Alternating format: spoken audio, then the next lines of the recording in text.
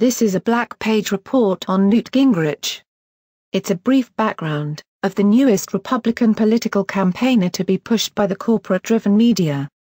As the flaws of Mitt Romney, Rick Perry, and Herman Cain have become evident, the media has attached themselves to yet another pundit without addressing some glaring faults of character. As America needs a true person of the people to run the country for a change, a threatened corporate structure begins to react, pulling on the reins of their public mule team known as the American media, causing the media to push these lobbied whores so that, once in office, no real change will ever happen. Just more of the same. Just more corporate advancements and less anything for the people.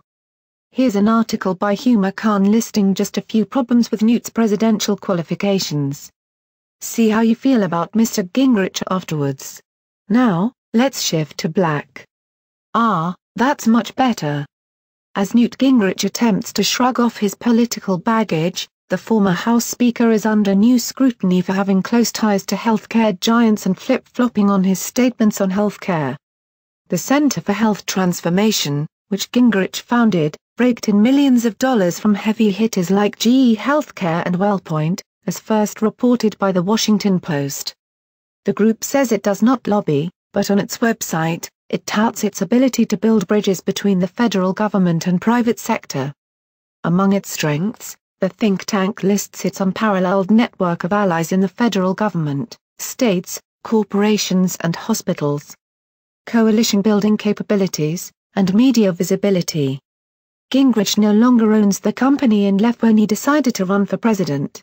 But, his work with the group showed that the former congressman from Georgia has yet to overcome the challenge of reconciling his dual roles, of a businessman and a politician.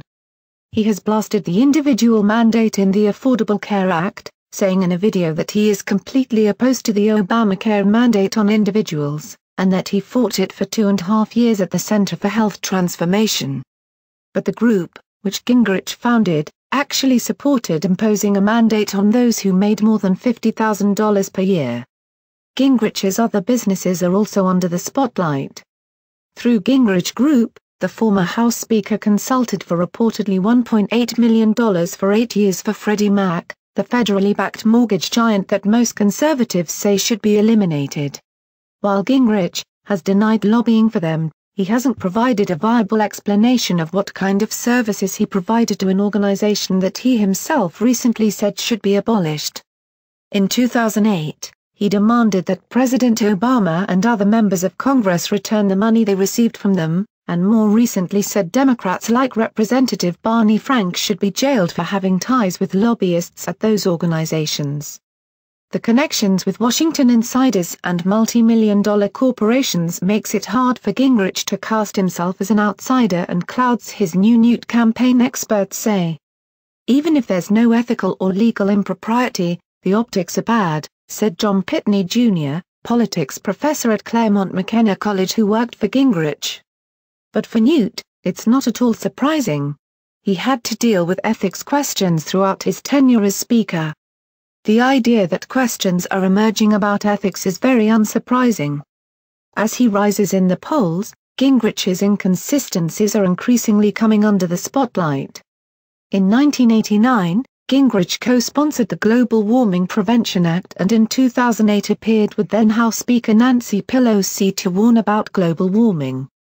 Now he says he doesn't know whether climate change is really occurring and called that ad the dumbest single thing he's done in recent years.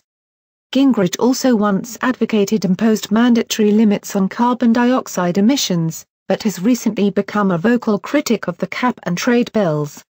He has also flip-flopped on Libya, first criticizing President Obama for intervening and then saying later he would have sent forces there himself. A lot of people watching the debates saw him as a fresh face. These stories remind people that he's been on the shelf for a very long time, Pitney said. He has to show a level of discipline that he has not previously shown. Maybe he can pull it off, but if you're making an estimate on the basis of history, it would be a very long shot indeed. This has been a Black Page report on Mr. Newt Gingrich, featuring an article from Huma Khan. Check into the Prime Target Security channel every Friday night for a new episode featuring another story that was buried by the media.